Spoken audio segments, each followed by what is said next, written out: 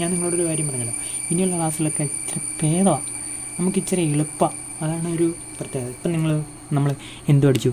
ഈ ക്വാണ്ടിറ്റിയുടെ മോണിറ്ററിക്സിൻ്റെ ബേസിക്സ് പഠിച്ചു. ഇനി മോണിറ്ററിക്സിൻ്റെ ഒരു പ്രോഫറ്റ് അല്ലെങ്കിൽ നമ്മൾ പ്രവാചകൻ എന്ന് പറയുന്ന ഫ്രീഡ്മാൻ്റെ റീഫോർമുലേഷൻ ഓഫ് ദി ക്വാണ്ടിറ്റി തിയറി, അതാണ് നമ്മൾ നോക്കുന്നത്. അപ്പം എന്താണ് ഇതിനെ ഇങ്ങനെ റീഫോർമുലേഷൻ അല്ലെങ്കിൽ റീസ്റ്റേറ്റ്മെൻറ്റ്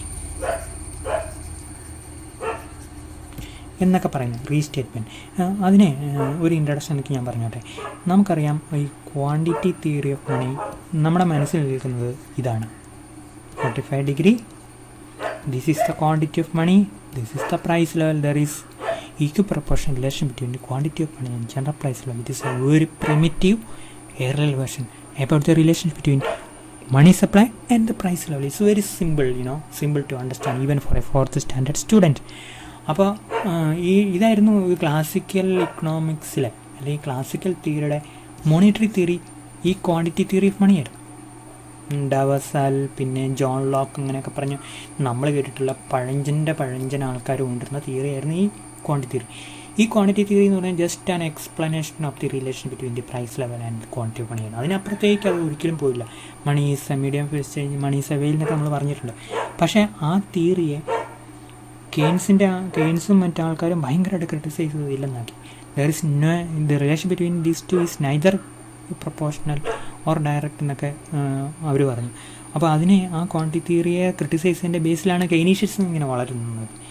അപ്പോൾ ഫ്രീഡ്മാൻ ഇവിടെ ചെയ്തത് എങ്ങനെയാണ്? ഈ പഴയ ക്വാണ്ടിറ്റി തിയറിയെ ഒന്ന് മോഡിഫൈ ചെയ്യല്ല ഇത്. ശരിക്കും പറയുകയാണെങ്കിൽ അതിൻ്റെ എഞ്ചിനും ലുക്കും എല്ലാം ഭയങ്കരമായിട്ട് മാറ്റിക്കളഞ്ഞു. പക്ഷെ അദ്ദേഹം കെയ്നീഷ്യൻ അപ്രോച്ചിനുള്ള ഒരു എതിർപ്പ് കാരണവും പഴയ ക്ലാസിക്കൽ തിയറിയിലെ ചില കാര്യങ്ങളിലെ ശരി കാരണവും അദ്ദേഹം ഈ ക്വാണ്ടിറ്റി തിയറിയെ അതുപോലെയൊക്കെ പേര് കൊടുത്തിട്ട് റീസ്റ്റേറ്റ്മെൻറ്റ് എന്ന് പറഞ്ഞു. എന്താണ് റീസ്റ്റേറ്റ്മെൻറ്റ്? അപ്പം പഴയ ക്വാണ്ടിറ്റി തിയറിയെ ഒന്ന് റീഫോർമുലേറ്റ് ചെയ്തു അല്ലെങ്കിൽ റീസ്റ്റേറ്റ് ചെയ്തു ആര്? ഫ്രീഡ്മാൻ. അപ്പം പഴയ ക്വാണ്ടിറ്റി തിയറിയിൽ എപ്പോഴും എന്തുണ്ട്? ഡൈക്കോട്ടമി ഉണ്ട്, ശരിയല്ലേ? There is dichotomy between the real sector and the monetary sector. Money supply doesn't affect real variables like rate of interest, then output, employment, etc. real wage rate, ഇതെല്ലാം നമ്മൾ പഴയ ഓഫ്ലൈൻ ക്ലാസ്സിൽ കണ്ടാൽ. അപ്പോൾ ഇവിടെ അദ്ദേഹം എന്താണെന്ന് അറിയോ, ആ പഴയ ക്വാണ്ടിറ്റി തിയറി ചില കാര്യങ്ങൾ പറ്റിയെന്ന് പറഞ്ഞിട്ട് കുറേ കാര്യങ്ങൾ അതിനോട് ആഡ് ചെയ്തു. അങ്ങനെ പുതിയൊരു ക്വാണ്ടിറ്റി തിയറി ഉണ്ടാക്കി. പിന്നെ അതിനകത്ത് വേറൊരു കാര്യം നമ്മളെപ്പോഴും ചിന്തിക്കേണ്ട ഒരു കാര്യം, നമ്മൾ ഒരു പക്ഷേ ഡിമാൻഡ് ഫോർ മണി, നമ്മളൊരു പക്ഷേ നമ്മൾ ആദ്യം പഠിച്ച ക്വാണ്ടിറ്റി തിയറി, ഞാൻ ഇതിൻ്റെ അവസാനം ഫ്രീ സ്പേസ് ഉണ്ടോ നോക്കിയിട്ട്, ഇച്ചിരി ഫ്രീ സ്പേസ് അത് മതി, ഒരു സെക്കൻഡേ എല്ലാം നേരെയാക്കട്ടെ. ഓക്കെ, അപ്പോൾ അതിൻ്റെ നമ്മൾ ആദ്യം പഠിച്ചത് ഈ ക്വാണ്ടിറ്റി തിയറി ഓഫ് മണിയാണ്. എന്താണ് ക്വാണ്ടിറ്റി തിയറി ഓഫ് മണി? അത് it is an explanation between the price level and the quantity of money, അല്ലേ? Quantity of money. Then there is a dichotomy, ശരിയല്ലേ? ദർ ഈസ് ഡൈ ഇങ്ങനെ കാര്യങ്ങളങ്ങ് പോകും. പിന്നെ നമ്മൾ എന്നാ അറിയോ, CT വേർഷൻ പഠിച്ചു, ക്യാഷ് ട്രാൻസാക്ഷൻ, ഫിഷർ, അല്ലേ? അതിനകത്ത് MV = PT പഠിച്ചില്ലേ? അതിനകത്തെല്ലാം എന്താണ്? അതിനകത്തെല്ലാം ഒരു നായകനേ ഉള്ളൂ. ആരാണ്? Money supply. മണി ഡിമാൻഡിനെ കുറിച്ചൊന്നും പറയുന്നില്ല, കാര്യമായിട്ട് പറയുന്നില്ല മണി സപ്ലൈയെക്കുറിച്ചാണ്. പിന്നെ നമ്മൾ മൂന്നാമത്തെ തിയറിയായിട്ട് CB വേർഷൻ പഠിച്ചു, ക്യാഷ് ബാലൻസ് വേർഷൻ, ശരിയല്ലേ? പിഗു, റോബർട്ട്സൺ, അതുപോലെ തന്നെ മാർഷൽ. അപ്പോൾ അവരുടെ തിയറി നമ്മൾ പഠിച്ചു. ME = KPT അല്ലെങ്കിൽ KPO എന്നൊക്കെ നമ്മൾ പഠിച്ചു. ഓക്കെ, ഇത് ക്യാഷ് ബാലൻസ് വേർഷൻ്റെയാണ്. അതിൻ്റെ അകത്ത് നമ്മൾ കാണുന്ന ഒരു ചെറിയ എന്താണ്, കുറച്ച് കാര്യങ്ങൾ ആളുകൾ എന്ന് പറഞ്ഞ സംഭവം ഹോൾഡ് ചെയ്യും, മണി ട്രാൻസാക്ഷൻ ഹോൾഡ് ചെയ്യും. അപ്പോൾ ഹോൾഡിങ്ങിന് പ്രാധാന്യം കിട്ടി, അങ്ങനെയൊക്കെ നമ്മൾ പഠിച്ച്. അതിൻ്റെ അകത്ത് ചെറിയ എമൗണ്ടിൽ മണി ഹോൾഡ് ചെയ്യുമെന്ന് പറഞ്ഞു. അതിന് വേണമെങ്കിൽ കുഞ്ഞ് ഡിമാൻഡ് എന്ന് വേണമെങ്കിൽ പറയാം. പക്ഷേ ശരിക്കും ഈ മോണിറ്ററി തിയറി കൂടുതലായിട്ടൊരു ഡിമാൻഡ് ഫോർ മണി തിയറി ആയിരുന്നു എന്ന് കെയ്ൻസിൻ്റെ ലിക്വിഡിറ്റി പ്രിഫറൻസ് തിയറിയില്ല. അതിൻ്റെ അകത്ത് ആളുകൾ 3 കാരണം കൊണ്ട് മണി ഡിമാൻഡ് ചെയ്യും, അല്ലേ? 1 transaction, 2 precaution, 3 speculative. So speculative transaction demand for money, precaution demand for money, speculative demand for money. So and under Keynesian framework I told you that the relevant curve is the liquidity preference curve, which is what we can say the demand for money curve, isn't it?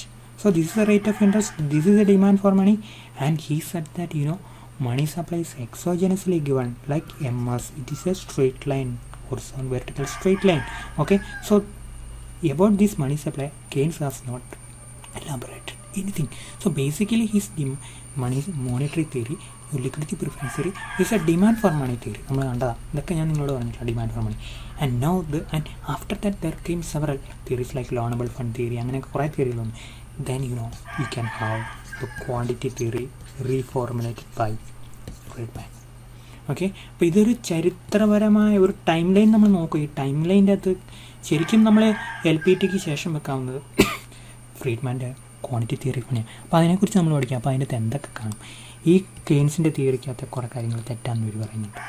Original quantity തിയറിയിലെ കുറേ കാര്യങ്ങൾ ശരിയാണെന്ന് പറയുന്നത്. അതുകൊണ്ടാണ് നമ്മളിതിനെ reformulation of the quantity theory of money എന്ന് നമ്മൾ വിളിക്കുന്നത്. Okay, ഞാൻ ഡിലീറ്റ് ചെയ്തു മുകളിലോട്ട് പോവാം. ഇവിടെയുള്ള വേറെ സംഭവങ്ങൾ നമുക്ക് ഡിലീറ്റ് ചെയ്യാം. ഓക്കെ, സോറി പറ്റിപ്പോയി, ഞാൻ ക്ലോസ് ചെയ്യണം. ഫ്രീഡ്മാൻ കിട്ടും. ഓക്കെ, ഇനി നമുക്ക് എങ്ങനെയാണ് ഫ്രീഡ്മാൻ ഈ ക്വാണ്ടിറ്റി തിയറിയെ റീഫോർമുലേറ്റ് ചെയ്തത്, തൻ്റെതായ രീതിയിൽ അവതരിപ്പിച്ചത് നമ്മൾ കാണാം. Okay, so the modern quantity theory of money or Fredman's reformulation of the quantity theory of money.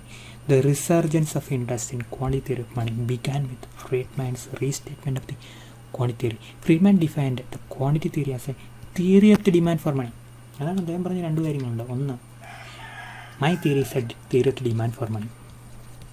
നമുക്കറിയാലോ, ഫ്രീഡ്മാൻ പറയുന്നതിന് മുമ്പേ നമ്മുടെ ഡിമാൻഡ് ഫോർ മണി ഇതിനെ ആശ്രയിച്ചിരിക്കും, നമ്മുടെ ട്രാൻസാക്ഷനെ ആശ്രയിക്കും, അതെന്തിനെ ആശ്രയിക്കും, നമ്മുടെ ഇൻകത്തെ ആശ്രയിക്കും, അതെന്തിനും GDP ആശ്രയിച്ചിരിക്കും അല്ലേ. ഇങ്ങനെ ഒരു കോസാലിറ്റി, എന്താണ് കോസാലിറ്റി, ഡിഡക്റ്റ് ചെയ്യാൻ നമുക്ക് യാതൊരു ബുദ്ധിമുട്ടില്ല. This causality is very logical അല്ലേ, ഭയങ്കര ലോജിക്കൽ, നമുക്ക് മനസ്സിലാവുന്ന കാര്യങ്ങളേ ഉള്ളൂ. അപ്പോൾ അദ്ദേഹം പറഞ്ഞു എൻ്റെ ഡിമാൻഡ് ഫോർ മണി തിയറി എന്താണ്, എൻ്റെ തിയറി ക്വാണ്ടിറ്റി തിയറി എന്താണ്, ഒരു ഡിമാൻഡ് ഫോർ മണി തിയറിയാണ്. Keynes demand for money theory outright പറയാതെ അതിനകത്ത് ഡിമാൻഡ് ഫോർ മണിയെക്കുറിച്ച് തന്നെ പറഞ്ഞു. പക്ഷേ ഇദ്ദേഹം പറഞ്ഞു my quantity theory is a demand for money theory. It is not just a theory of money or price level. അത് ഒരു മണിയെക്കുറിച്ചോ പ്രൈസ് ലെവലിനെ കുറിച്ച് മാത്രമല്ല. Demand for money theory, an important feature of Fredman theory is that he established strong connection between demand for money and real output. അതാണ് നമ്മൾ പഴയ quantity theory അങ്ങനെയൊന്നുമില്ല. So he establish strong relation between real output and money, demand for money. അപ്പം ഇങ്ങനെയാണല്ലോ നമ്മൾ ഔട്ട്പുട്ടിനെ സ്വാധീനിക്കാൻ, GDPയെ സ്വാധീനിക്കാൻ എന്തിനു പറ്റും, മണി സപ്ലൈക്ക് പറ്റും, അല്ലെങ്കിൽ മണി സപ്ലൈയിലൂടെ ഡിമാൻഡ് ഫോർ മണിക്ക്. ആ ഡിമാൻഡ് ഫോർ മണിയെ സപ്പോർട്ട് ചെയ്യുന്നതിൽ മണി സപ്ലൈ നടത്തണം. അപ്പോൾ ആ ഡിമാൻഡ് ഫോർ മണി എന്തിനെ ആശ്രയിക്കും, GDP ആശ്രയിച്ചിരിക്കും. ഇങ്ങനെ ഒരു കണക്ഷൻ നമ്മുടെ മനസ്സിൽ ബേസിക്കായിട്ട് ഉണ്ടായിരിക്കണം. ഓക്കെ, അതുണ്ടെങ്കിൽ നമുക്ക് ഫ്രീഡ്മാൻ്റെ തിയറി അല്ല മോണിറ്റേഴ്സിൻ്റെ ഏത് എലമെൻറ്റും നമുക്ക് പിന്നീട് വായിച്ച് നമുക്ക് മുമ്പോട്ട് മനസ്സിലാക്കാൻ പറ്റാവുന്നതേ ഉള്ളൂ. So you understand that he established A strong correlation between or connection between what we can say real GDP. Real GDP means you are eliminating the inflation element, real GDP and demand for money. Okay, now agreeing with the early quantity theories, these quantity theories, this 45-degree angle quantity theories, Fredman held that the quantity of money demanded by the public will vary directly and proportionally with the changes in the price level change ചെയ്യുന്ന അനുസരിച്ച് ആനുപാതികമായിട്ട് എന്ത് ചെയ്യും, ആളുകളുടെ money demand change ചെയ്യും. എനിക്ക് proportional പറഞ്ഞിട്ടില്ല, proportionately. Okay, so in other words he accept view that demand for money is unitary elastic with respect to price level. എന്താണ് price level, demand for money price level. അപ്പം price level കൂടുതലാണെങ്കിൽ നമുക്ക് പറയാം കൂടുതൽ മണി വേണ്ടി വരും. അപ്പോൾ അല്ലെങ്കിൽ ഇതിവിടെ വാല്യൂ ഓഫ് മണി കേട്ടോ, value of money price level കൂടുതലാണെങ്കിൽ വാല്യൂ ഓഫ് മണി എന്ത് ചെയ്യും, കുറവായിരിക്കും. ഓക്കെ, അപ്പോൾ നമുക്ക് അതിനനുസരിച്ച് യൂണിറ്ററി ഇലാസ്റ്റിക്കാണ്. നമുക്ക് 10% കൊണ്ട് പ്രൈസ് ലെവൽ കൂടുകയാണെങ്കിൽ 10% ഡിമാൻഡ് ഫോർ മണി കൂടും. മനസ്സിലായല്ലോ, ഓർത്തിരിക്കണം, മറക്കരുത്. 10% കൊണ്ട് മണി സപ്ലൈ കൂടും, പ്രൈസ് ലെവൽ കൂടുക. അപ്പോൾ അതിനനുസരിച്ച് എന്ത് ചെയ്യും, നമ്മൾ 100 രൂപയായിരുന്നു നമ്മൾ മതിയായിരുന്നു നമ്മുടെ കാര്യങ്ങളൊക്കെ, വീട്ടിലെ കാര്യങ്ങളെല്ലാം നടത്താൻ. അപ്പോൾ എന്ത് ചെയ്തു, 10% കൊണ്ട് മണി സപ്ലൈ പ്രൈസ് ലെവൽ കൂടി. അപ്പോൾ 100 രൂപയുടെ സാധനം നമുക്കിപ്പോൾ എത്രയ്ക്ക് കിട്ടും, 110 രൂപ. അപ്പം നമ്മൾ എന്ത് ചെയ്യണം, മണി ഡിമാൻഡ് ചെയ്യുന്നു 110 കൂടും. ഇതാണ് ഇവിടെ പറയുന്നത്. Okay, so but varied then view that the demand for money is unitary elastic with respect to price level, then demand for money is unitary elastic with respect to general price. അതാണ് എൻ്റെ correct. Okay, but he disagree with the classical theories that the demand for money is unitary elastic with respect to income. അപ്പോൾ ഇവിടെ ഇദ്ദേഹം ഈ പഴയ quantity തിയറിയിൽ നിന്ന് വ്യത്യാസം വരിക. അപ്പോൾ പഴയ ക്വാണ്ടിറ്റി തിയറി എന്താണെന്ന് പറയുക, നിങ്ങളുടെ ഇൻകം 10 രൂപ കണ്ടുപിടിക്കഴിഞ്ഞാൽ നിങ്ങൾക്ക് ഡിമാൻഡ് ഫോർ മണി 10 രൂപ കണ്ടുപിടിക്കും. ഇദ്ദേഹം പറഞ്ഞാൽ അറിയാം, 10 രൂപ കൊണ്ട് നിങ്ങളുടെ ഇൻകം കൂടിക്കഴിഞ്ഞാൽ 18 രൂപ കൊണ്ട് നിങ്ങൾ ഡിമാൻഡ് ഫോർ മണി കൂടും. പറഞ്ഞാൽ income elasticity of the demand for money as a value of 1.8 നമ്മൾ കണ്ടാൽ അല്ലേ, ഞാൻ കൂടുതൽ എക്സ്പ്ലെയിൻ ചെയ്യണ്ടല്ലോ. സോ ഇവിടെ അദ്ദേഹം ക്വാണ്ടിറ്റി തിയറിയിൽ പറഞ്ഞാൽ അല്പം വ്യത്യാസമായിട്ട് പറഞ്ഞു. Or in other ways, the increase in the decrease in demand for money is greater than in proportion to increase in income കൂടുന്നതിനേക്കാളും കൂടുതൽ ഡിമാൻഡ് ഫോർ മണി കൂടും, ഇൻകം കുറയുന്നതിനേക്കാളും കൂടുതൽ ഡിമാൻഡ് ഫോർ മണി കുറയും. മനസ്സിലായല്ലോ? So demand for money becomes very important. It is highly related with our level of income. Then Friedman treated money as an asset. ഇത് ഭയങ്കര പ്രധാനപ്പെട്ട. അതായത് നമ്മൾ പറഞ്ഞു ക്ലാസിക്കൽസ് എന്താണ് അവരുടെ idea, money is not an asset. Money is not an asset, ശരിയല്ലേ? Only people in the lunatic asylum will stock hold of money. അങ്ങനെയാണ് ആര് പറഞ്ഞത്? അങ്ങനെയാണ് ക്ലാസിക്കൽ തിയറി പറഞ്ഞത്. Money is self has no value, money is barren. എന്താണ്? Money is barren, ശൂന്യത. Money is a veil behind which veil real economic forces are activities are concealed. 1000 രൂപ എന്ന് പറഞ്ഞാൽ 1000 രൂപയുടെ ഒരു നോട്ടല്ല, അതിന് പറയും നമ്മളൊരു സ്റ്റെപ്പ്, ഒരു ദിവസമാണ് എന്നാര് പറഞ്ഞു? Classical theory. Money and self doesn't matter. Keynes പറഞ്ഞു money is a close substitute for other assets, like other assets. For other asset എന്ന് പറഞ്ഞാൽ ഓക്കെ, മറ്റസെറ്റ് ഉണ്ടല്ലോ, ബോണ്ട് ഉണ്ട്, ബാങ്കിലെ ഡെപ്പോസിറ്റ് ഉണ്ട്, അതുപോലെ തന്നെ നമ്മൾ മണി ഹോൾഡ് ചെയ്യും ലിക്വിഡിറ്റി പ്രിഫറൻസിൻ്റെ പേരിൽ സ്പെക്കുലേറ്റ് ചെയ്യാൻ വേണ്ടിയിട്ട് എന്ന് അദ്ദേഹം പറഞ്ഞു അല്ലേ. ബോണ്ട് പോലെ, ഷെയർ പോലെ നമ്മളെന്ത് ചെയ്യിപ്പിക്കും? മണി ചെയ്യിപ്പിക്കും. So money is a close substitute for other asset എന്ന് പറഞ്ഞു. അപ്പം മണി ഒരു പെർഫെക്റ്റ് അസറ്റാണെന്ന് ഇദ്ദേഹം പറഞ്ഞിട്ടില്ല, പക്ഷേ ഫ്രീഡ്മാൻ പറഞ്ഞു money is an asset. So sorry കേട്ടോ. Okay, so you have to understand the evolution of the approach towards money. Money was not an asset. Money is a close substitute for asset for Keynes, Then money is an asset for whom? Fredman. And regards it as a simply one way of holding asset wealth. നമ്മുടെ wealth hold ചെയ്യുന്നതിൻ്റെ ഒരു form മാത്രമാണ്. നമുക്ക് സ്ഥലം ഉണ്ടാകാം, നമുക്ക് കെട്ടിടം ഉണ്ടാകാം, നമുക്ക് കാർ ഉണ്ടാകാം, ഗോൾഡ് ഉണ്ടാകാം, നമുക്ക് ബോണ്ട് ഉണ്ടാകാം, നമുക്ക് ഷെയർ ഉണ്ടാകാം. അതുപോലെ തന്നെ നമ്മൾ മണി സൂക്ഷിച്ചു വെക്കും. For him money is a luxury good similar to education, recreation.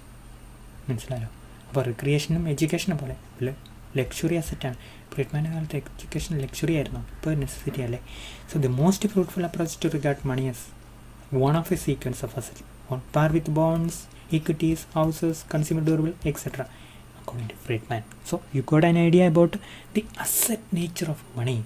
Okay, Fredman treats the demand for money nothing more than the application of general theory of the demand for capital assets and derives the demand function for money, specifying those variables to determine the demand. അപ്പോൾ അതൊരു demand function for money develop ചെയ്തു. നമുക്കതാണ് പഠിക്കാനുള്ളത്. അതിനകത്ത് എന്തൊക്കെയുണ്ട്? മണി ഇപ്പോൾ demand function ഏതൊക്കെ കൂടുമ്പോൾ ഡിമാൻഡ് ഫോർ മണി കൂടും, അങ്ങനെയുള്ള കാര്യങ്ങൾ നമ്മൾ പഠിക്കാനുള്ളത്. തിയറിയുടെ ഒരു കണ്ടന്റ് അതാണ്. Okay, then according to Friedman the demand for money besides being determined by the prices and income is also determined the cost of holding money. ഇപ്പോൾ നമ്മൾ ഡിമാൻഡ് ഫോർ മണി ഇതിനെയൊക്കെ ആശ്രയിച്ചിരിക്കും. നമ്മൾ ഫ്രീഡ്മാൻ നമ്മളതിനെ കുറിച്ച് നമ്മൾ പഠിച്ചില്ലല്ലോ. നമ്മൾ ഫിസിക്സാ കെമിസ്ട്രി പഠിച്ചെങ്കിൽ പോലും, നമ്മൾ മാത്തമാറ്റിക്സാ പി ജിക്ക് പഠിച്ചെങ്കിലും, ഞാൻ നിങ്ങളോട് ഇങ്ങനെ പറഞ്ഞാലും അല്ലെങ്കിൽ നിങ്ങൾ തന്നെ ആലോചിച്ചാലും യാതൊരു ബുദ്ധിമുട്ടില്ല. നമ്മൾ എത്രമാത്രം പൈസ ആവശ്യപ്പെടുന്നു, എന്തിനെ ആശ്രയിച്ചാൽ? നമ്മുടെ ഇൻകത്തെ ആശ്രയിച്ച്, പ്രൈസ് ലെവലിനെ ആശ്രയിച്ച്. പ്രൈസ് ലെവൽ ഇങ്ങനെ ആകാശം വിട്ട് പോവുകയാണെങ്കിൽ നമുക്ക് കൂടുതൽ പണം വേണ്ടേ? വേണം. ഇൻകം നമ്മുടെ ഭയങ്കരമായിട്ട് കൂടുതലാണെങ്കിൽ നമുക്ക് പൈസ വേണ്ടേ? പൈസ വേണം. സോ അതർ ദാൻ വേറെ ഫാക്ടറാണ് അദ്ദേഹം പറയുന്നത് കോസ്റ്റ് ഓഫ് ഹോൾഡിംഗ് മണി. നമ്മൾ പൈസ കൈവച്ച് കഴിഞ്ഞാൽ നമുക്ക് ചില നഷ്ടങ്ങളുണ്ട്. ഒന്നെന്ന് പറയും, നമുക്ക് പലിശ കിട്ടിയല്ല ബാങ്ക് കിട്ടായിരുന്നെങ്കിൽ. പിന്നെ അതുപോലെ ഉണ്ടല്ലോ പ്രൈസ് ലെവൽ ചേഞ്ചസ് 10% കണ്ട് ഇൻഫ്ലേഷൻ കൂടി, 20% കണ്ട് ഇൻഫ്ലേഷൻ കൂടി. So rate of change in the price level 2% 8%, 16%, അല്ലെങ്കിൽ 20%. ആ റേറ്റ് ഓഫ് ചേഞ്ചിനനുസരിച്ച് നമുക്ക് നഷ്ടം വന്നുകൊണ്ടിരിക്കും. മനസ്സിലായല്ലോ? So these two factors also determine how much money you demand. Okay, no as the rate of interest increases the opportunity cost of holding money unbalance in the form of rate of income. എടുക്കട്ടെ Fredman. Okay, so what Fredman is saying, as the rate of interest increases, the opportunity cost of holding cash balance in the form of interest foregone increases. മനസ്സിലായല്ലോ? നമ്മൾ ഇങ്ങനെ പലിശനിരക്ക് കൂടുന്തോറും വീട്ടിലിരിക്കുന്ന 10 ലക്ഷം കോടി രൂപയ്ക്ക് നമുക്ക് ബാങ്കിലിട്ടായിരുന്നെങ്കിൽ പലിശ കിട്ടിയേനെ. വീട്ടിൽ ഇരുന്നുകൊണ്ട് അതിന് വല്ല വരുമാനം ഉണ്ടോ? ഇല്ല. അപ്പോൾ ആ കോസ്റ്റ് കൂടുമെന്നാണ് പറയുന്നത്. So there is inverse relation between rate of interest and demand for money. When the interest rate goes up, your demand for money comes down. Okay, logic behind that is that you are losing interest income. You got that idea? Now, when the price level rises, the real value of nominal cash balance falls and hence opportunity cost of money increases. എന്തായി പറഞ്ഞറിയോ? Real value of nominal cash balance എന്നൊക്കെ പറഞ്ഞ് എന്താണ് ഇങ്ങനെ ഉദ്ദേശിക്കുന്നത്? ഇത്രയേ ഉള്ളൂ. Price level 100 150 രൂപയായിട്ട് കൂടി എന്ന് പറഞ്ഞു കഴിഞ്ഞാൽ ഇന്നലെ 100 രൂപയ്ക്ക് മേടിച്ച സാധനം ഇന്ന് 150 രൂപയ്ക്ക് കിട്ടുള്ളൂ. അപ്പോൾ ഈ നമ്മൾ ഈ 100 രൂപ വെച്ചുകൊണ്ട് വല്ല കാര്യമുണ്ടോ? ആ 100 രൂപയുടെ വില ഇടിഞ്ഞു പോയില്ലേ? 100 രൂപ 66 രൂപയായിട്ട് ഇടിഞ്ഞു പോയി കാണാമായിരിക്കും അല്ലേ? 66 രൂപ എന്ന് പറഞ്ഞാൽ ഇന്നലെ 100 രൂപ നമുക്ക് ആ 66 രൂപയുടെ സാധനം ഇപ്പോഴത്തെ 100 രൂപ കൊണ്ട് കിട്ടുള്ളൂ. മനസ്സിലായല്ലോ? അപ്പോൾ നമ്മുടെ നോമിനൽ വാല്യൂ ക്യാഷ് ബാലൻസിൻ്റെ നമ്മളിരിക്കുന്ന 100 രൂപയുടെ റിയൽ വാല്യൂ കുറഞ്ഞു പോയി, 66 രൂപയായിട്ട് കുറഞ്ഞു പോയി.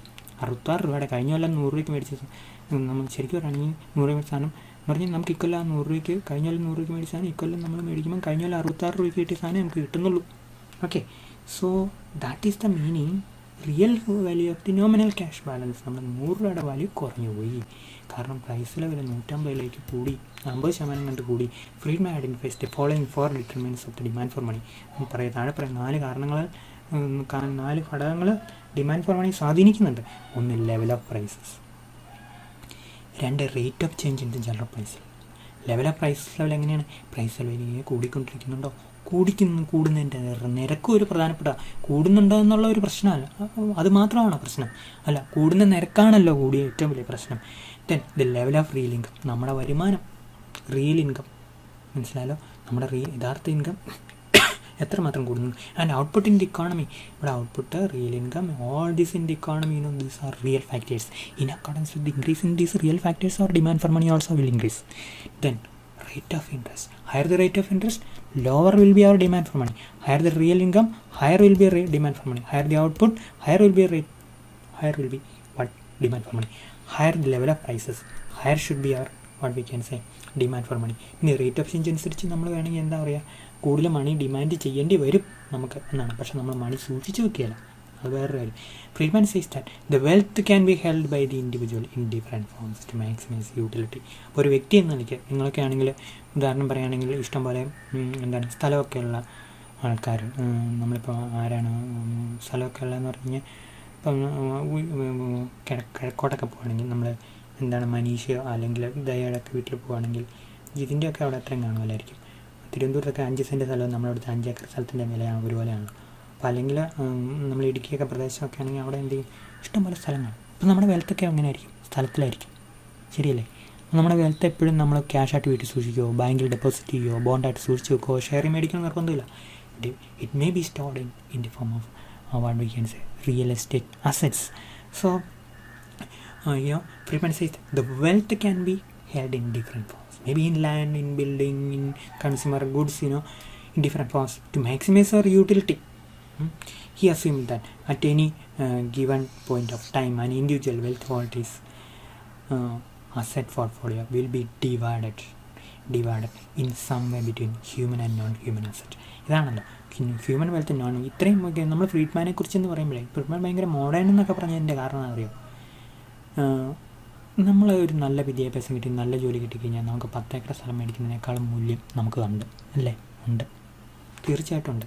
അപ്പോൾ നമ്മുടെ കപ്പാസിറ്റി, നമ്മുടെ വെൽത്ത് കപ്പാസിറ്റി അളക്കുമ്പോൾ നമ്മൾ വീട്ടിലിരിക്കുന്ന ലാൻഡ് മാത്രമാണ് അളക്കുന്നത്, വീട്ടിലെ ബൈക്ക് മാത്രമാണ് നമ്മൾ നോക്കുന്നത്, വീട്ടിൻ്റെ നമ്മുടെ ഹൗസിൻ്റെ വാല്യൂ ആണ് നോക്കുന്നത്? അല്ല, അതിനേക്കാളുപരി നമ്മൾ എത്രമാത്രം നല്ല ജോലിയിലാണ്, നമുക്ക് എത്രമാത്രം നല്ലൊരു ജോലി കിട്ടാനുള്ള പൊട്ടൻഷ്യലുണ്ട്. ഇതെല്ലാം നമ്മൾ കണക്കിലെടുക്കുമെന്നാണ് ഈ ഫ്രീഡ്മാൻ പറയുന്നത്. അവിടെ ഹ്യൂമൻ ക്യാപിറ്റലും നോൺ ഹ്യൂമൻ ക്യാപിറ്റലും ഉണ്ട്. ഹ്യൂമൻ ക്യാപിറ്റൽ നമ്മുടെ എഡ്യൂക്കേഷനാണ്, മനസ്സിലായല്ലോ? അപ്പോൾ അതിനനുസരിച്ച് നമ്മുടെ എഡ്യൂക്കേഷനും നമുക്ക് നല്ല ജോലി കിട്ടാനുള്ള സാധ്യതയാണെങ്കിൽ നമ്മുടെ ഡിമാൻഡ് ഫോർ മണി കൂടുന്ന ഇദ്ദേഹം പറയുന്നത്. Okay, so he assume that at any point of time an individual wealth holders asset portfolio asset ഈ മിസ് ചെയ്തു കേട്ടോ, കറക്റ്റ് ചെയ്തില്ലല്ലോ, ഓർത്തണം. will be divided somewhere between human and non-human wealth. Fredman considers 5 different forms in which wealth can be held. Money, bonds, അറിയാലോ, കടപ്പത്രമൊക്കെ നമ്മൾ മേടിക്കും, ഡിബെഞ്ചേഴ്സൊക്കെ നമ്മൾ മേടിക്കും. ഇനി അതല്ലെങ്കിൽ നമുക്ക് ഇക്വിറ്റീസ്, എന്താണ് ഷെയർ, ശരിയല്ലേ, കമ്പനികളുടെ ഷെയർ നമ്മൾ മേടിക്കും. Physical on non human capital goods എന്ന് പറഞ്ഞാൽ എന്താണ്, ഫിസിക്കൽ പിന്നെ നമുക്ക് വേണമെങ്കിൽ നോൺ ഹ്യൂമൻ, ഫിസിക്കൽ അല്ലെങ്കിൽ നോൺ ഹ്യൂമൻ. ഹ്യൂമൻ എന്ന് പറഞ്ഞാൽ അറിയാലോ, നമ്മൾ ഭയങ്കര കഴിവുള്ളൊരു ജോലിക്കാരനായി മാറും അങ്ങനെ. ദെൻ ഫിസിക്കൽ നോൺ അതെന്തായിരിക്കും? ബിൽഡിങ്, ലാൻഡ്, പിന്നെ കൺസ്യൂമർ ഡ്യൂറബിൾ ഗുഡ്, നോൺ ഡ്യൂറബിളും ആകാം. അപ്പോൾ ഇവയെല്ലാം എന്താണ്? ഇവയെല്ലാം നമ്മുടെ വെൽത്ത് ഹോൾഡ് ചെയ്യാനുള്ള ഉപാധികളാണ്. ദെൻ ഹ്യൂമൻ ക്യാപിറ്റൽ അല്ലേ, നമ്മളെ പഠിപ്പിക്കാൻ വേണ്ടി വീട്ടുകാർ ചിലവാക്കിയ പൈസ എന്തിനാ? നമ്മളെ ഭാവിയിൽ നല്ല വരുമാനം കൊണ്ടുവരുന്നുള്ള പ്രതീക്ഷ ഉണ്ടല്ലേ. അപ്പോൾ അത് നമ്മളിലുള്ള ഹ്യൂമൻ ക്യാപിറ്റലാണ്, നമ്മളുള്ള ഇൻവെസ്റ്റ്മെൻറ്റാണ്. So all those are part of are different components of asset in which your wealth can be stored. Okay, now the composition of one's total wealth portfolio is determined by the returns available on cash and rival forms of assets in which wealth can be held. നമുക്ക് cash ആയിട്ട് wealth സൂക്ഷിച്ച് വെക്കാം, ശരിയല്ലേ? Cash ആയിട്ട്. പക്ഷെ നമ്മൾ എന്തുകൊണ്ടാണ് മറ്റ് ഫോമിൽ നമ്മൾ വെൽത്ത് സൂക്ഷിച്ച് വെക്കുന്നത്? എന്തുകൊണ്ടാണ് നമ്മൾ ഗോൾഡ് സൂക്ഷിച്ച് വെക്കുന്നത്? അല്ലെങ്കിൽ അങ്ങനെയൊക്കെ ഒരു നമുക്ക് എന്തെങ്കിലും ലോജിക്കുണ്ട്. നമ്മുടെ ബാങ്ക് കിടക്കുന്ന പൈസയേക്കാളും സ്റ്റേബിളാണ് ഗോൾഡിൻ്റെ മൂല്യം എന്ന് നമ്മൾ വിചാരിക്കുക അല്ലേ. അങ്ങനെ വിചാരം ചിലപ്പോൾ ശരിയാകും, ചിലപ്പോൾ തെറ്റാകും. നമുക്ക് ലോങ് റണ്ണിൽ അത് ശരിയാണ്. കാരണം ബാങ്കിലെ ഡെപ്പോസിറ്റിനേക്കാളും കൂടുതൽ ഗോൾഡിൻ്റെ വില കൂടുമായിരിക്കും, പറയാൻ പറ്റുമല്ലോ. ലോങ് റണ്ണിൽ ഞാൻ ചെക്ക് ചെയ്തിട്ടില്ല കേട്ടോ, നമ്മളാരും ചെക്ക് ചെയ്തിട്ടില്ല. സോ അങ്ങനെയത്. അപ്പോൾ നമ്മൾ ഈ മണി അല്ലാതെ മറ്റ് ഫോംസിൽ നമ്മുടെ വെൽത്ത് സൂക്ഷിക്കാനുള്ള കാരണം അതിൽ നിന്ന് ഒരു റിട്ടേൺ ആണെന്നാണ് ഫ്രീഡ്മാൻ പറയുന്നത്. ഇപ്പോൾ ഈ റിട്ടേൺ ഒരു പ്രധാനപ്പെട്ട ഫാക്ടർ. റിട്ടേൺ നമ്മൾ ആർ ഇനി നമ്മളെ രേഖപ്പെടുത്തും, മനസ്സിലായാലോ? റിട്ടേൺ നമുക്ക് ബോണ്ട് ഇൻവെസ്റ്റ് ചെയ്യുമ്പോൾ റിട്ടേൺ, നമുക്ക് ഷെയർ മേടിച്ച് കഴിഞ്ഞാൽ അതിൽ നിന്ന് കിട്ടുന്ന റിട്ടേൺ, ഡിവിഡൻറ്റ്, മനസ്സിലായാലോ? ബോണ്ടിനാണ് ഇൻട്രസ്റ്റ്. അപ്പോൾ ആ റിട്ടേൺ ഉള്ളതുകൊണ്ടാണ് നമ്മൾ എന്ത് ചെയ്യുന്നത്? നമ്മൾ ഈ അസറ്റ് ഇൻവെസ്റ്റ് ചെയ്യുന്നത്. അപ്പോൾ നമ്മൾ ഇൻഡിവിജ്വൽ വെൽത്ത് ഹോൾഡിൻ്റെ വെൽത്ത് എല്ലാം സൂക്ഷിച്ച് വെക്കുന്നത് ഡിഫറെൻറ്റ് അസറ്റിലാണെന്നാണ് ഫ്രീഡ്മാൻ പറഞ്ഞിരിക്കുന്നത്. ആ അസറ്റ് കൂടുന്നതനുസരിച്ച് എന്ത് ചെയ്യും? പറഞ്ഞേ, അസറ്റ് കൂടുന്നത് നമ്മുടെ ഡിമാൻഡ് ഫോർ മണി കൂടും, ശരിയല്ലേ? നമ്മൾ തീരെ പാവപ്പെട്ടവരാണെങ്കിൽ നമുക്ക് വീട്ടിൽ ആസ്തിയൊന്നുമില്ലല്ലോ. ആസ്തി എന്ന് പറഞ്ഞാൽ സ്ഥലമില്ല, ഭയങ്കര സെറ്റപ്പ് വീടില്ല.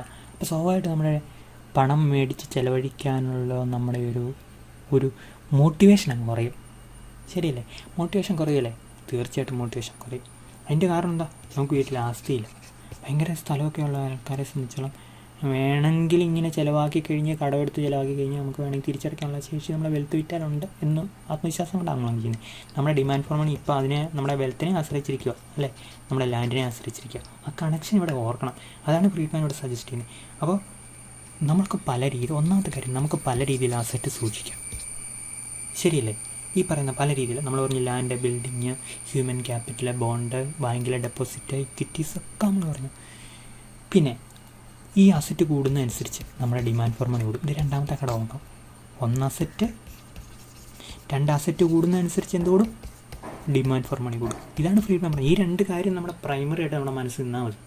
ഓക്കെ, പിന്നെ ഈ ഏതൊക്കെ അസറ്റ് നമ്മൾ ഹോൾഡ് ചെയ്യും എന്നും കൂടെ നമ്മൾ വിചാരിച്ചാൽ മതി. നമ്മുടെ ഫ്രീഡ്മാൻ്റെ തിയറി നമുക്ക് കംപ്ലീറ്റ് ആയിട്ട് പരീക്ഷയ്ക്ക് എഴുതാൻ പറ്റും. ഓക്കെ, അക്കോർഡിംഗ് ടു ഫ്രീഡ്മാൻ, ഒരു സെക്കൻഡ് ഞാൻ ഡിലീറ്റ് ചെയ്യട്ടെ.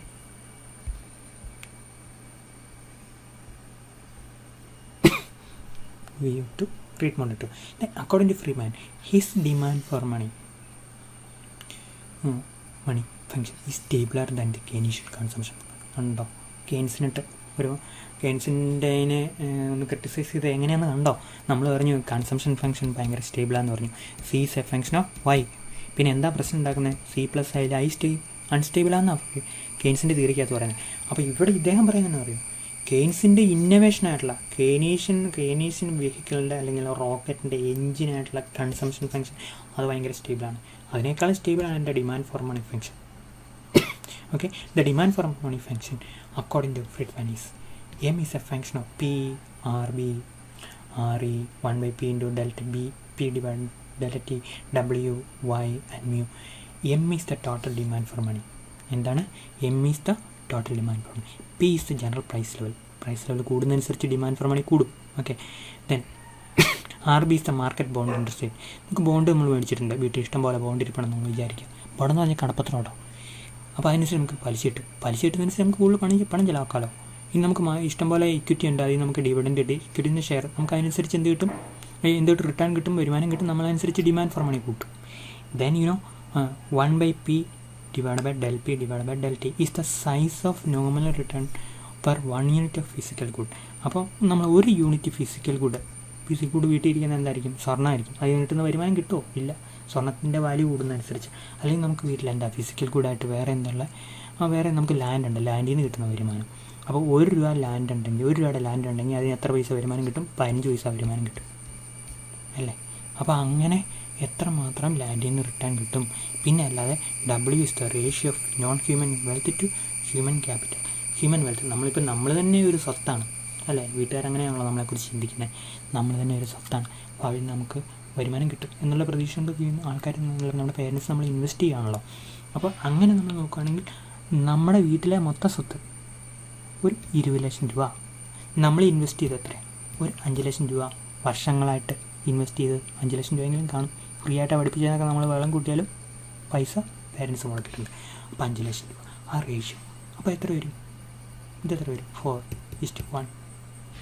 മനസ്സിലായല്ലോ? അതാണ് ആ റേഷ്യോ W. നമുക്ക് ഹ്യൂമൻ ക്യാപിറ്റൽ കൂടുതലുണ്ടെന്ന് വിചാരിച്ചു. ചിലപ്പോൾ അങ്ങനെയല്ലായിരിക്കും, ചിലപ്പോൾ 5 ആയിരിക്കും. Okay, then 1:5, then whatever it may be, what is the ratio, we don't matter. So or the ratio of income ഈ വേണം from non-wealth human wealth to income from human wealth. Then why is the permanent income? അതാണ് എൻ്റെ ഒരു പ്രധാനപ്പെട്ട ഈ permanent income എന്ന് പറഞ്ഞല്ലോ. ഇപ്പോൾ എനിക്ക് നിങ്ങളെ പഠിപ്പിക്കുമ്പോൾ എനിക്കൊരു വരുമാനം ഉണ്ടല്ലോ കോളേജിൽ നിന്ന്, അതിൻ്റെ പെർമനൻറ്റ് ഇൻകം. നിങ്ങളൊരു +2 അല്ലെങ്കിൽ കോളേജിലോ ജോലി നേടി, എന്നിട്ട് നിങ്ങൾക്കൊരു വരുമാനമുണ്ട്, അത് നമ്മുടെ permanent income. It is there, always there until our retirement, so that is our permanent income. Is the permanent income. Okay, അപ്പം അതൊരു. പിന്നെ is the taste and preference of the individual. ചില കാര്യങ്ങൾ പ്രിഫർ ചെയ്യുന്നു, ചില കാര്യങ്ങൾ ഇഷ്ടപ്പെടുന്നു. Taste and preference. So all these factors determines your demand for money. Okay, all these factors determine what? Your demand for money. പിന്നെ വേറൊരു കാര്യമുണ്ട്, നമ്മുടെ ടൈം, നമ്മൾ എത്രമാത്രം ലൈഫിൽ എത്രമാത്രം ടൈം ഉണ്ടെന്നുള്ളതും കൂടെ നമ്മൾ നോക്കാം. ഇപ്പോൾ നമുക്ക് കൂടുതൽ ടൈം ഉണ്ടെങ്കിൽ നമുക്ക് വേണ്ടി പേരൻസ് കൂടുതൽ ചിലവഴിക്കും, നമ്മുടെ ഡിമാൻഡ് ഫോർ മണി കൂടുതൽ. കുറച്ച് കാലങ്ങളിലോ വളരെ റിട്ടയർ ചെയ്ത് കഴിഞ്ഞ ആൾക്കാരെയൊക്കെ സംബന്ധിച്ചുള്ള അത്രയധികം ഡിമാൻഡ് ഫോർ മണി ഇല്ല. അതിൻ്റെ കാരണം എന്താ? അതിൻ്റെ കാരണം എന്ന് വെച്ച് കഴിഞ്ഞാൽ കുറച്ച് കാലം ഉള്ളതുകൊണ്ട് കൂടുതലായിട്ട് സ്പെൻഡ് ചെയ്യേണ്ട കാര്യമില്ല. എന്നാൽ അങ്ങനെ ക്രിട്ടിസൈസ് ചെയ്യുന്നതല്ല, എന്നാൽ പോലും ഒരു ജീവിതത്തിലെ ഒരു സത്യമാണല്ലോ. നമ്മൾ പിള്ളേർക്ക് വേണ്ടി പേരൻസ് കൂടുതലായിട്ട് ചിലവാക്കാനുള്ള കാരണം എന്താ? നമ്മൾ 250 രൂപയുടെ വാക്സിൻ വേണോ, 1500 രൂപയുടെ വാക്സിൻ വേണോ നമ്മൾ ആദ്യമേ ചിന്തിക്കും അല്ലേ? അപ്പം കിട്ടാവുന്നതിൽ ഏറ്റവും വില കൂടിയ വാക്സിൻ ഏറ്റവും നല്ലതാണെന്ന് നമ്മുടെ മനസ്സിൽ കാണുമായിരിക്കും. അങ്ങനെയൊന്നും അല്ല കേട്ടോ, എനിക്കതിനെക്കുറിച്ച് അറിയത്തില്ല, ഞാൻ ചുമ്മാ ഒരു എക്സാമ്പിൾ എടുത്തിട്ടുള്ളൂ.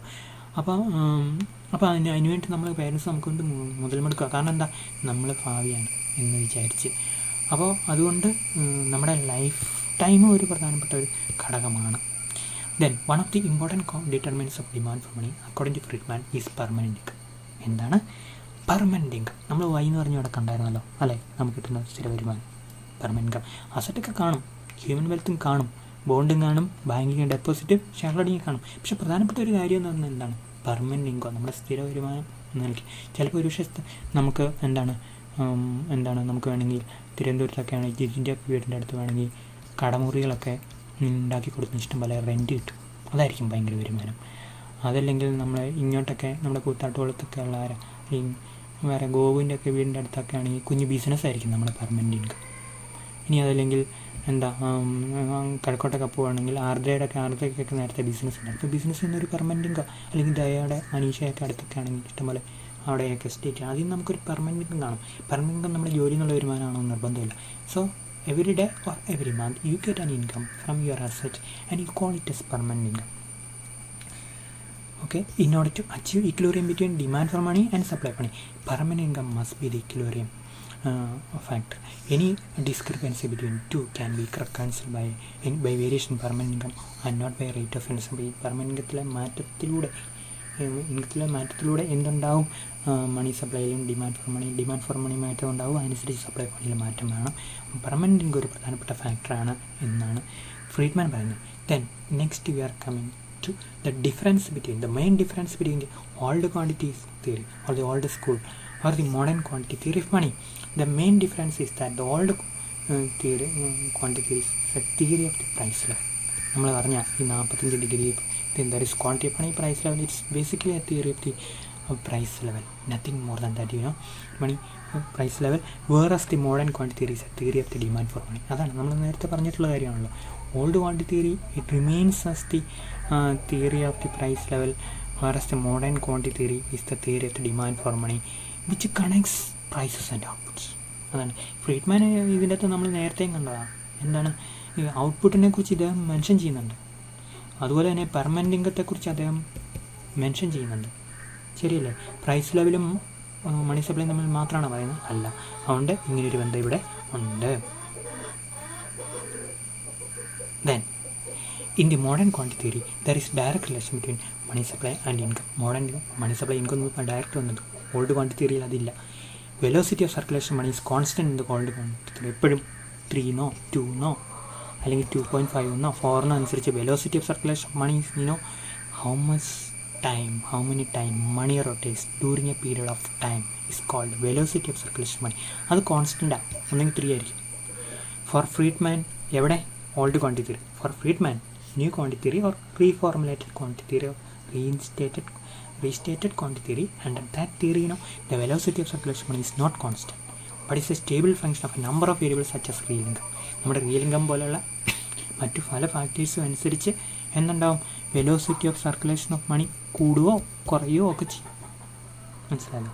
അപ്പോൾ അത് കോൺസ്റ്റൻ്റ് അല്ല, അതായത് ട്രഡീഷണൽ തിയറിയിലെ പോലെ ഫ്രീഡ്മാൻ്റെ കേസിൽ എന്നുള്ളതാണ് നമ്മൾ ഓർത്തിരിക്കേണ്ട കാര്യം. Then fourth difference, income velocity of demand for money is unity in the old quantity theory, but it is more than unity in the modern theory. 1.8 ശരിയല്ല, 1 ആണ് അപ്പുറത്ത്.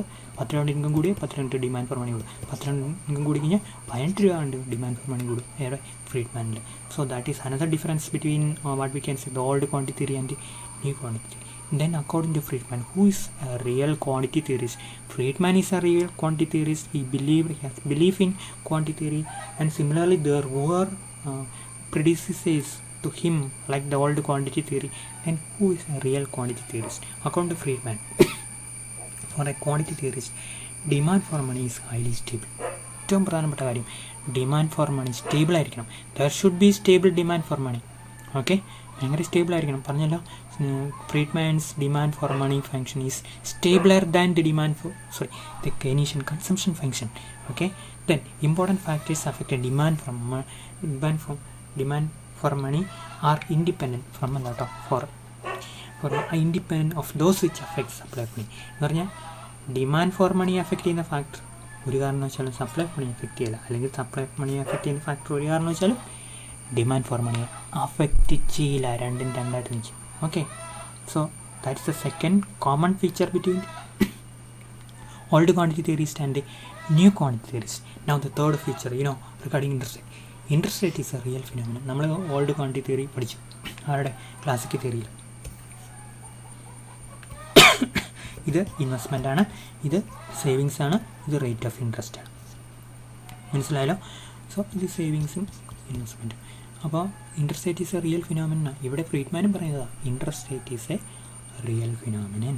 Interest rate is a real phenomenon. Now Friedman reformulated old quantity theory as a theory of the demand for money. It's the theory of the demand for money and more as a theory of income. അപ്പോൾ നമ്മളിവിടെ മനസ്സിലാക്കേണ്ട ഒരു കാര്യം, Friedman ഈ അദ്ദേഹത്തിൻ്റെ quantity theory reformulate ചെയ്തപ്പോഴത്തേക്കും ആ തിയറിയെ ഒരു demand for money theory ആയിട്ട് റീഫോർമുലേറ്റ് ചെയ്തു. പിന്നെ അതുപോലെ തിയറി ഓഫ് ഇൻകമായിട്ട് റീഫോർമുലേറ്റ് ചെയ്തു, അല്ലേ? ശരിയല്ലേ? GDP യുമായിട്ട് അദ്ദേഹം ടൈപ്പ് ചെയ്തു. GDP ആയിട്ട് ബന്ധമുണ്ട്. നമ്മൾ മണി സപ്ലൈ എങ്ങനെ നടത്തണം? റിയൽ GDP എങ്ങനെ കൂടുന്നു അതിനനുസരിച്ച് നമ്മൾ മണി സപ്ലൈ കൂട്ടണം എന്നാര് പറഞ്ഞു? ഫ്രീഡ്മാൻ പറഞ്ഞു. In his approach it is the demand for money that sets the tone for the macro economic activities. ഇക്കോണമിയിലെ മാക്രോ എക്കണോമിക് ആക്ടിവിറ്റീസ് നിയന്ത്രിക്കുന്ന ഘടകം എന്തായിരിക്കണം? മണി സപ്ലൈ ആയിരിക്കണം.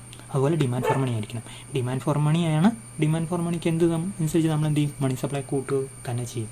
So the factor that deciding the tone of economic activities including real GDP is the demand for money, and behind that you should equate demand for money with the supply of money. In this context, monetary policy holds superiority vis-a-vis fiscal policy. അപ്പോൾ physical പോളിസിയെ വെച്ച് നോക്കുകയാണെങ്കിൽ എന്തിന് പ്രാധാന്യമുണ്ട്? Monetary പോളിസിക്ക് പ്രാധാന്യം കൂടുതലുണ്ട്. Okay, ഒരു second ഞാൻ delete ചെയ്യട്ടെ. മോണിറ്ററി പോളിസി ഫിസിക്കൽ പോളിസിയെക്കാളും പ്രാധാന്യമുണ്ട് ഇതിന് monetary policy according to Friedman. ഒരു സെക്കൻഡ് ഞാൻ ഡിലീറ്റ് ചെയ്യട്ടെ. സോ 1 സെക്കൻഡ് എടുക്കാം. ഫ്രീഡ്മാനുടെ ഇപ്പം നമ്മൾ മുകളിലെടുക്കാം. ഇത് നമുക്ക് ഡിലീറ്റ് ചെയ്തു. Okay, so that is about the conclusion of Fredman's reformulation of the quantity theory, or what we can say effectively the modern quantity theory of money, reformulated or reinstated by Fredman. Okay.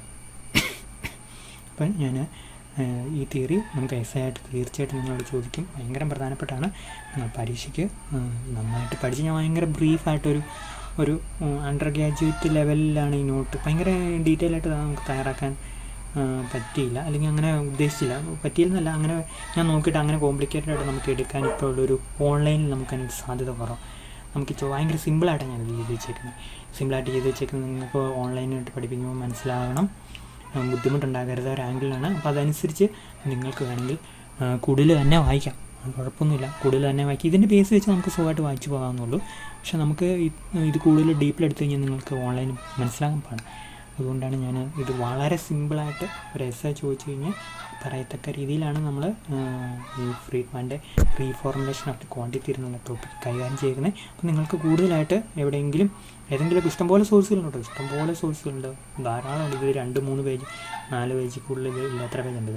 Treatment ഇട്ട് കഴിഞ്ഞാൽ എത്ര page ഉണ്ട്? അപ്പോൾ ഒരു 4 പേജിലേ ഇതുള്ളൂ. ഇപ്പോൾ ഒരു എസ്ഐക്ക് prepare ചെയ്യുന്ന രീതിയിലാണ്, വളരെ ബ്രീഫായിട്ട് ബുള്ളറ്റൊക്കെ ഇട്ട് ഐഡിയ കൺവേ ചെയ്ത തരത്തിലാണ്. ഈ ഇക്വേഷനൊക്കെ പല രീതിയിൽ നമുക്ക് കൂടുതലായിട്ട് മെൻഷൻ ചെയ്യാം. പക്ഷേ ഞാൻ അത്രയൊന്നും എലാബറേറ്റ് ചെയ്യാൻ പോകാത്തതിന് കാരണം നമുക്ക് വേണമെങ്കിൽ ഞാൻ നോട്ടിച്ചോടെ കൂട്ടിത്തരാം. ബേസിക്കലി ഇത്രയൊക്കെ മതി. പക്ഷേ നിങ്ങൾ കൂടുതലായിട്ട് തന്നെ ഒരു വർക്ക് ചെയ്യണം, കാരണം PG ആണല്ലോ. തന്നെ ഒന്ന് വായിക്കുന്നതിലും കുഴപ്പമൊന്നുമില്ല. അപ്പോൾ നമുക്ക് പെട്ടെന്ന് കൂടുതലും വേണമെങ്കിൽ പിടികിട്ടും. So that is about the Friedman's reformulation of the quantity theory. ഞാൻ നിങ്ങൾ ഇതൊന്ന് ക്ലോസ് ചെയ്യട്ടെ, ഒരു സെക്കൻഡ്.